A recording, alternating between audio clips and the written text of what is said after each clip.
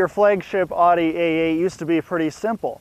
You chose either the V8 or the W12, but it's 2013 and that's not the case anymore. What we have here is the new entry-level V6 supercharged 3.0 version of the A8. That's serving as the new base car. Then you can get, of course, a twin-turbo V8, which is relatively new. Then you could have the top-of-the-line W12, and starting soon you can even choose a diesel. So there's a lot of options now in the A8, but we wanted to take a look at this. This is the new starting point for the A8 range. Again, it's a 3-liter supercharged engine that Audi uses elsewhere in the line, and we most recently sampled with the S4. 333 horsepower, 325 pound-feet of torque, and in conjunction with the 8-speed automatic transmission, it moves this car along wonderfully. Absolutely nothing to worry about there. Makes decent notes. The 8-speed automatic is very well tuned in sport mode especially. That's really, if you're an enthusiast, where you want to leave it. It really livens the car up. And just flat-footing it for a passing maneuver or whatever, it's nothing for this transmission to jump down 3 gears and get you the speed you need, and you can overtake anything. So we're very happy with the powertrain. Also has the benefit of lowering the price of entry for this.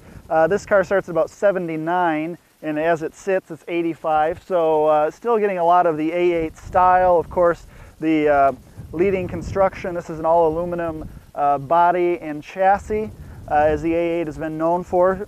Still a great-looking car. It has a nice presence. It's pretty wide. Just a nice leading-edge design that's going to look good for years. It's kind of got a timeless look to it. You know, it's a beautiful interior too. Audi does that better than most, we know that. Now this particular model is all black, so nothing too exciting inside, but the story is good in there. We really like the design and the materials. Audi also does really beautiful interior lighting.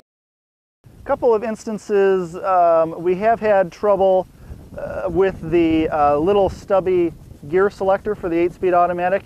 We do like that the actual shifter serves as a very convenient hand rest, so that your wrist rests right on that, and then you can use the little trackpad feature that Audi has kind of built into the MMI system, so you can write out letters and addresses, and it's actually very smart at deciphering that kind of stuff.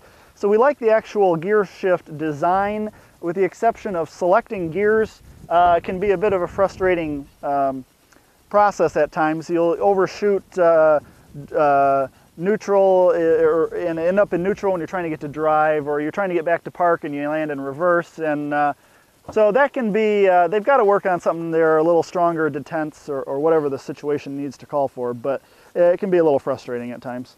Other than that, the cabin is fairly quiet. Actually, we thought it could have been a little quieter.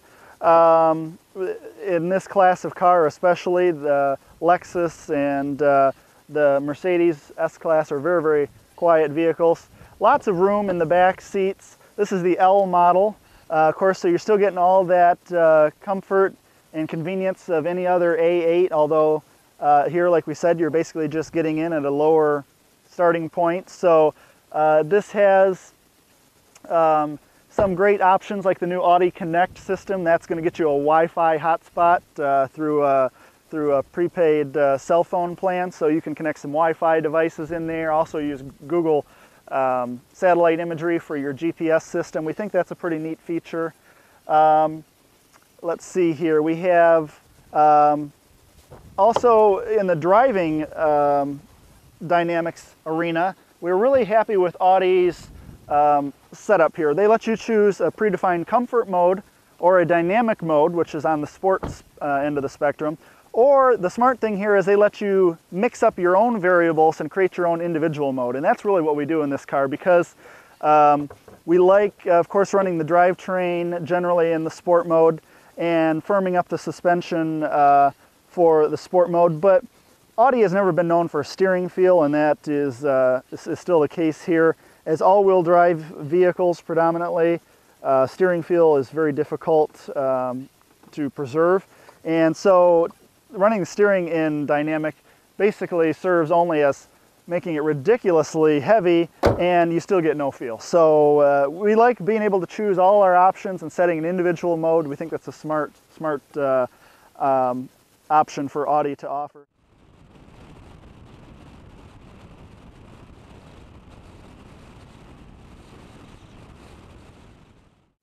So of course we've driven the V8 A8 and it was a wonderful car, no doubt.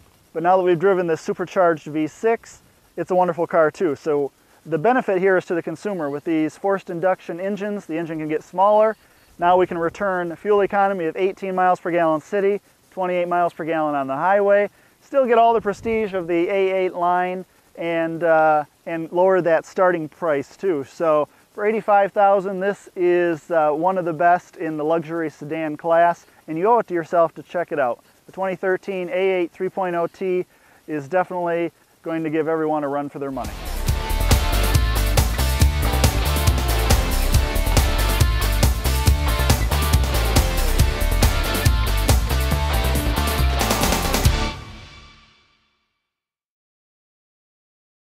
Test drive this 2013 A8 3.0.